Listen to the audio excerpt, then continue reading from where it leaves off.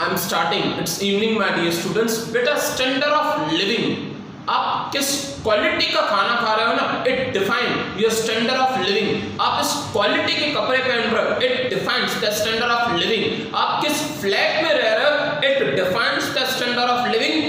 कुछ भी कर लो, अर्बन एरियाज में रहने वालों का स्टैंडर्ड ऑफ लिविंग ज्यादा होता है, रूरल एरियाज में रहने वालों का स्टैंडर्ड ऑफ लिविंग कम होता है। आपका मन हो रहा है, आपका मन हो रहा है आप मम्मी पापा के साथ किसी अच्छी रेस्टोरेंट में डिनर करने जाओ, बिल्कुल जा सकते हो 100%, क्योंकि आप शहर में रह रहे हो।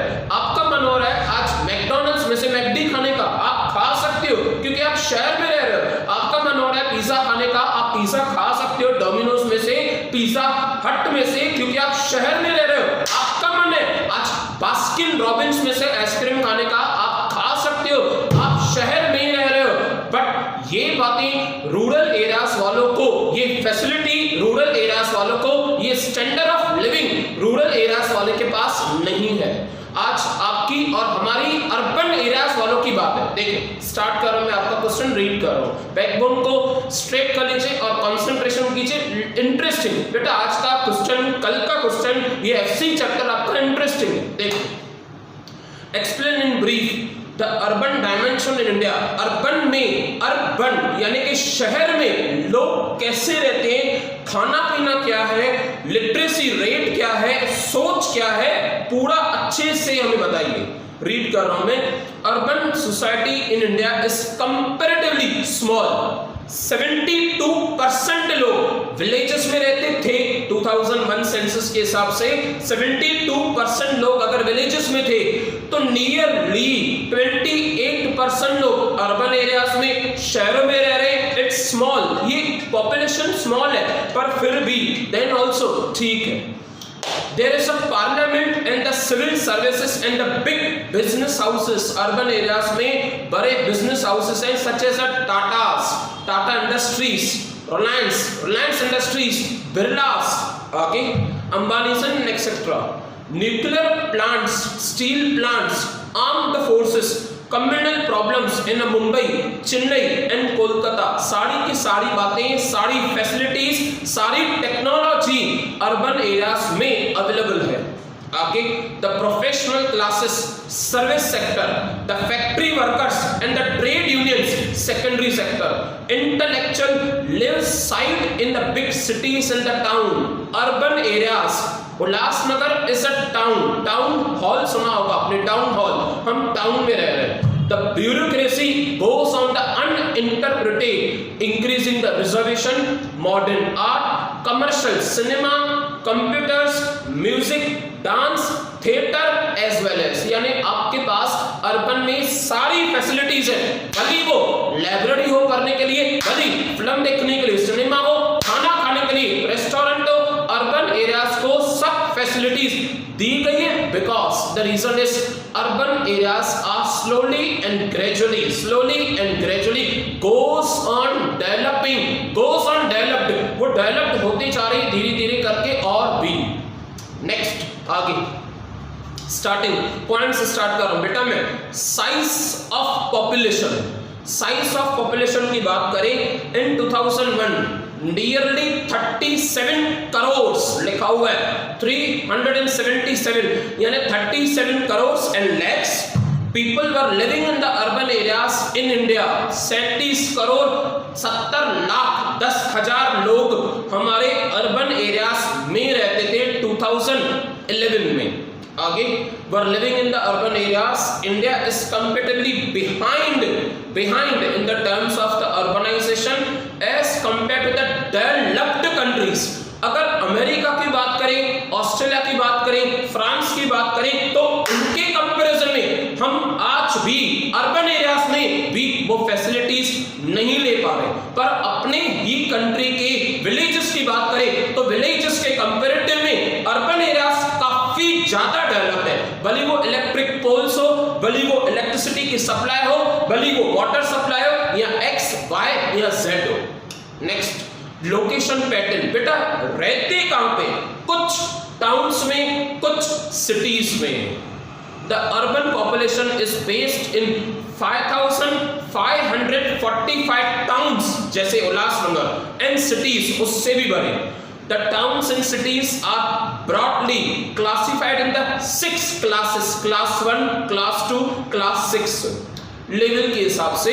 आगे the population criteria for the towns and cities in 2001 is 70% of the urban population was located in the class 1 cities. The greater Mumbai city has the population of nearly 20.5 million, 2 crore लोग या 2 करोड़ से थोड़े ज्यादा लोग तो मुंबई में ही रहते हैं, और दिल्ली में नियरली 1 करोड़ 60 लाख। बेटा सिंपल बात है, ये रेशोस थोड़े पुराने हैं। फैक्ट बताऊं तो आज मुंबई के लोग, आज दिल्ली के सिटी के लोग और भी काफी ज्यादा पॉपुलेशन बढ़ चुकी है। नेक्स्ट, यानी दिल्ली में जो सिटीज है, Delhi is a capital, Delhi is a state, Delhi में जो सिटीज है, दिल्ली में जो टाउन्स है। आगे लिटरेसी रेट, लिटरेसी रेट आप मुझे बताइए, सिंपल चूज योर हैंड, आप बताइए कौन सा हैंड आप चूज करना चाहोगे, ये टाउन्स यानी कि अर्बन एरियाज का या विलेजेस एरियाज का। अर्बन एरियाज में लिटरेसी ज्यादा होगी या विलेजेस एरिया में ज्यादा होगी? डेफिनेटली अर्बन एरियाज में लिटरेसी रेट ज्यादा है, विलेजेस एरियाज में, रूरल एरियाज में लिटरेसी रेट आज भी कम है। देखो simple, the literacy rate is comparatively higher in the urban areas as compared to the rural areas, nearly 70%, at least 70%। यानी अगर 100 जने किसी शहर में रह रहे हैं, एग्जाम्पल 100 जने किसी शहर में रह रहे हैं, तो 100 में से 70 जने तो पढ़े लिखे हैं, समझदार हैं, समाज के तरफ उनकी जिम्मेदारी है और वो जिम्मेदारी समझते हैं, उसे कहते हैं literacy rate. It's over the 70% से ज्यादा। The highest literacy rate was recorded in the Cochin at over the 93%। highest literacy rate Cochin करके स्टेट में बताया गया है, कोचिन सिटी टाउन में, जो 93% है। ठीक, आगे थोड़ा सा आगे बेटा, अगर आप विलेज में रहते ना, अगर आप विलेज में रहते, अगर आप अर्बन एरियाज में रहते, तो आपके पास मोस्टली कोई चांस ही नहीं होता, एक्सेप्ट सिवाय किसके, एग्रीकल्चर के। आज आप शहर में रह रहे हो, आपके पास 2 चांस है। मैंने लास्ट ईयर में भी रिकॉर्ड किया था लेक्चर में, फिर बता रहा हूं, शहर में रहने वाले के पास 2 चांसेस है। आइदर या तो आप बिजनेस करो, सेकेंडरी इंडस्ट्री, आइदर या तो आप जॉब करो, इंडियन बैंक वाला, इंडियन बैंक में मैनेजर जॉब कर रहा है, tertiary industry. The highest literacy rate in 2011 was recorded in the Cochin। Cochin बेटा केरला में एक सिटी है, और वैसे भी केरला सालों से well known as a highest literate state. देखो आगे, occupation, the urban population is mostly engaged in the service sector। Service sector धरती माँ का तीसरा बेटा, धरती माँ का तीसरा बेटा सर्विस सेक्टर, जो व्हाइट कॉलर जॉब कह रहे हैं कि मुझे इंडियन बैंक में जॉब करना है और मेरी लाइफ जॉब के बेसिस पे होगी, मैं टेंशन नहीं ले सकता, मुझे बिजनेस नहीं चाहिए, फिर लॉकडाउन का टेंशन होगा, फिर रिसेशन आ जाएगी, मुझे जॉब करना है। आगे, followed by the secondary sector, it is obviously that the urban population is not involved in the agriculture directly। Direct आप खेती बाड़ी नहीं कर सकते, आपके पास वो जमीन भी नहीं है, क्रॉप सीड्स अवेलेबल कुछ भी नहीं होते, शहरों में खेती बाड़ी नहीं हो सकती डायरेक्टली। इनडायरेक्टली आप उनके प्रोडक्ट्स पे, आप उनके प्रोडक्ट से डीलिंग कर सकते हो, डीलिंग ट्रेड कर सकते हो। नेक्स्ट, बेरोजगारी, अनएम्प्लॉयमेंट। बेटा शायद मैं वर्ड यूज कर रहा हूं, ऐसा कोई कंट्री होगा कि जिसमें अनएम्प्लॉयमेंट ना हो, शायद ही। अगर दूसरे कंट्रीज के कंपैरिजन करें तो क्वाइट पॉसिबल कि इंडिया के कंपैरेटिव में उनका अनएम्प्लॉयमेंट रेशियो कम हो, बट देन आल्सो इंडिया में भी, अर्बन एरियाज में भी अनएम्प्लॉयमेंट, बेरोजगार पाए जाते हैं, यहां तक कि एजुकेटेड अनएम्प्लॉयमेंट भी होता है। देखो, the urban areas also face the problem of the unemployment as per the 61th round of National Survey Organization 2004 and 5।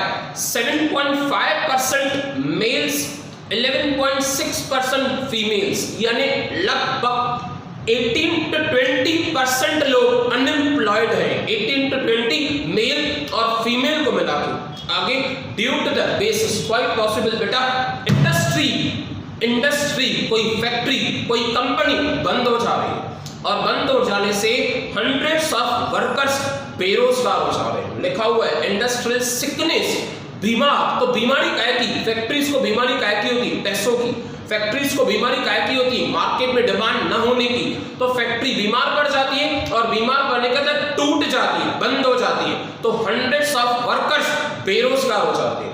Next, specially in the small sector which is a labour intensive, जहां पे labour बहुत ज्यादा हो। Next, sixth point की बात करें तो बेटा देखो लिखा हुआ है मीडिया एक्सपोजर। मीडिया एक्सपोजर यानी क्या? मैं रीड कर रहा हूं, फिर समझा रहा हूं आपको। We are connected with the social media, TV, radio. The media exposure of urban population is comparatively higher as compared to the rural areas. Most of the urban population is exposed. Exposed यानी दिखाया जाएगा, बताया जाएगा, दुनिया के सामने लाया जाएगा। अब समझ में आया? बरोबर। ये एक्सपोज कौन सा कह रहे हैं कि दुनिया के सामने वो बातें लाई जाएंगी, दुनिया को बताई जाएगी, दुनिया को दिखाई जाएगी टीवी के थ्रू, रेडियो के थ्रू। आगे, due to the good media exposure the government campaigns on a family welfare. जो अच्छी बातें हैं फैमिली वेलफेयर, जैसे तो पोलियो की बीमारी है, पोलियो के लिए काफी अच्छे से 2 बूंद जिंदगी की, बेटा सिर्फ 2 बूंद जिंदगी की। ये 2 बूंद हमें कहां से पता चली? हमने टीवी में देखा, हमने रेडियो में सुना। आगे, and on social awareness reach to the urban masses. आजकल तो सोशल मीडिया के थ्रू भी, सोशल मीडिया एप्स के थ्रू भी अर्बन अवेयरनेस क्रिएट की जा रही है। नेक्स्ट की बात करें तो देखो पॉवर्टी, गरीबी। The urban population also suffers from the poverty. It is estimated, यहाँ पे भी ऐसे लोग हैं बेटा जिन्हें 2 वक्त का खाना, 2 टाइम्स का मील अरेंज नहीं हो पा रहा है, उन्हें पॉवर्टी में काउंट करते हैं। जिनके पास शेल्टर नहीं हो, मील अरेंजमेंट नहीं हो, एजुकेशन की कोई फैसिलिटी नहीं हो, कम्युनिकेशन की कोई फैसिलिटीज नहीं हो, एक्सेट्रा, उस लोगों को, ऐसे लोगों को पॉवर्टी में काउंट किया जाता है। The urban population also suffers from the poverty. It is estimated that about 50% of the population in the metro cities are in the slums. जो slums में रह रहे हैं ज्यादा करके वैसे लोग लगभग पॉवर्टी में ही काउंट होते हैं। In 2000, the urban poverty was 24% of the total urban population. ये बहुत बड़ा रेशो है। 24% अर्बन पॉपुलेशन का गरीबी में काउंट हो रहा है ड्यू टू द स्लम्स। आगे, the poverty in the urban areas is due to unemployment, large sized families, especially among the slum dwellers. बेटा slum यानी एक्चुअली क्या? slums यानी झोपड़पट्टियां।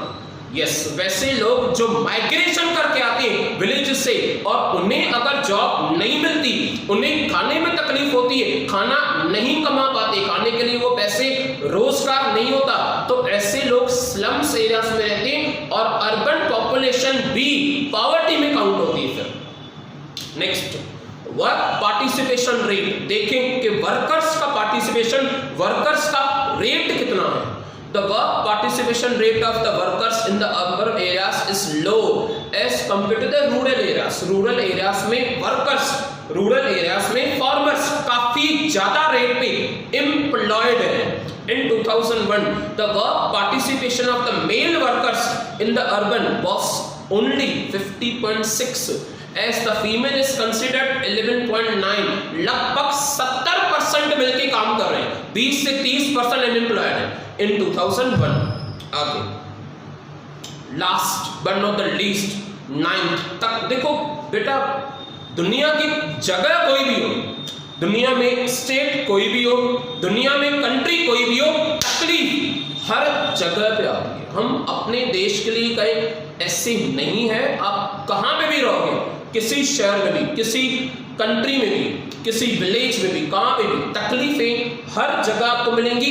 उन तकलीफों की वैरायटी अलग अलग होगी। देखो, the main population of the urban are the main problems of the urban populations are number 1. देखो ट्रैफिक कितना हो रहा है, थोड़ा सा लॉकडाउन ओपन नहीं हुआ है, मतलब वो मेमोरीज 3 महीने पहले की, 6 महीने पहले की वापस याद आ गई। बरोबर भी, ये सब पहले भी वैसे ही था। कंजेस्टेशन, about the 40 to 50% population are highly congested in slums. Congestion यानी थोड़ी एरिया में बहुत सारे लोग रह रहे हैं, तो फिर रोड ट्रैफिक भी हो रही है, उन्हें रहने में भी तकलीफ हो रही है, उन्हें कहते हैं कंजेस्टेशन। मतलब अर्बन एरियाज में ना ये बहुत कॉमन है। हायर लेवल ऑफ अनएम्प्लॉयमेंट, जो स्लम्स की एरिया के लोग हैं वो मोस्टली अनएम्प्लॉयड है। Over crowding in the public transport, देखो आप ट्रेन्स में, देखो आप ऑटो रिक्शास में, आप over crowding in the transport, trains buses में देखो। मैं क्या कहना चाहता, high income inequalities between the rich and poor, भेदभाव ज्यादा होता है रिच और पुअर का। विलेजेस में इतना नहीं होता, होगा जरूर होता है, ऐसी कोई बात नहीं, but then also urban areas में भेदभाव ज्यादा होता है। देखो रिवीजन बेटा, एक बार फिर से 9 की 9 पॉइंट्स कंप्लीट कर ले। देखो number 1, first size of the population 37 crore and approx some lakhs 70 lakhs लगभग यहाँ पे अर्बन एरियाज की पॉपुलेशन है। लोकेशन पैटर्न हमने बताया है, सिटीज में ज्यादा, सिटीज में मेट्रोपॉलिटन सिटीज में ज्यादा population. Third, literacy rate 70% literate है, नियरली 30% इलिटरेट है। ऑक्यूपेशन की बात करें तो आप बिजनेस कर सकते हो, आइदर आप व्हाइट कॉलर जॉब कर सकते हो, एग्रीकल्चर की अपॉर्चुनिटी अर्बन एरियाज में नहीं है। नेक्स्ट, उसके बाद फिफ्थ पॉइंट अनएम्प्लॉयमेंट डिस्कस किया हमने, 7.5% मेल्स, 11.9% फीमेल्स, लगभग मिला के 20-30% तो पक्का अनएम्प्लॉयड होते हैं। नेक्स्ट, उसके बाद सिक्स्थ, मीडिया एक्सपोजर, दुनिया के सामने लाना, अच्छी बातें, पोलियो की बातें, मीडिया एक्सपोजर। उसके बाद सेवेंथ पॉइंट पॉवर्टी हमने खास करके लार्ज साइज फैमिलीज, जो फैमिलीज काफी बड़ी होती है, कमाने वाला एक होता है, खाने वाले 8 जने, कमाने वाला एक, खाने वाले 8 जने, तो फिर तकलीफ होती है। Work participation in rate, males कितने पार्टिसिपेट कर रहे हैं रोजी रोटी में, फीमेल्स कितनी पार्टिसिपेट कर रहे हैं for earning the basic necessities in life. Main problems in urban population, the main problems are, देखो तकलीफ कितनी है, ट्रैफिक कितनी है, क्राउड कितना है, हेल्थ की भी प्रॉब्लम्स है, हेल्थ की भी प्रॉपर फैसिलिटीज नहीं है। लेक्चर की रिवीजन जरूरी है, इट्स माय हम्बल रिक्वेस्ट बेटा, मेरी रिक्वेस्ट है आपसे कि देखो अपनी स्टडीज को ना सीरियस लो। जो इंसान एक पल को भी, एक मोमेंट को भी छोड़ता नहीं है ना, एक पल को, एक मोमेंट को सीरियस लेता है ना, आगे चल के उसे ही फल मिलता है, रिटर्न्स उसके पास ही आएंगे, दुनिया उसके कदम छुएगी, नाम सिर्फ उसका होगा। और जिसने एक पल भी गवा दिया ना, उसे गवाने की हैबिट हो जाएगी और वो हर बात को लीनर लेगा, दुनिया उससे दूर चली जाएगी, उसका नाम भी नहीं होगा, वो पैसे भी नहीं कमा पाएगा, सक्सेस तो उसके नियर बाय भी नहीं होगी। इट्स माय हम्बल रिक्वेस्ट कि एक एक क्वेश्चन को, एक एक लेक्चर को पत्थर पत्थर पे चल के, पत्थर पत्थर पे चल के वानर सेना ने 7 समुद्र पार लंका तक पहुंचे थे बेटा। पत्थर पत्थर पे चल के वानर सेना 7 समुद्र पार लंका में पहुंचे थे। पत्थर पत्थर, आपका एक एक क्वेश्चन, आपका एक एक लेक्चर, आपका एक एक चैप्टर, 7 समुद्र पार, आपके सारे सेमेस्टर्स, आपकी सारी स्टडी, आपकी सारी ग्रेजुएशन, वो पल भी आएगा, वो पल भी आएगा जब आपको हॉनर किया जाएगा, वो पल भी आएगा जब आपको प्राइजेस दी जाएगी, वो पल भी आएगा जब आप डिग्री ले चुके होंगे और आपको कोई संघर्ष नहीं करना होगा, आपके पास जॉब अवेलेबल होगी, पर वो पत्थर पत्थर का रास्ता काटने के बाद, नहीं तो वो पल नहीं आएगा, काफी आगे तकलीफ होगी। इट्स माय हम्बल रिक्वेस्ट कि आप अपनी स्टडीज को, अपने कैरियर को, अपने फ्यूचर को बहुत अच्छे से serious low. That's sufficient for today. We'll continue again tomorrow.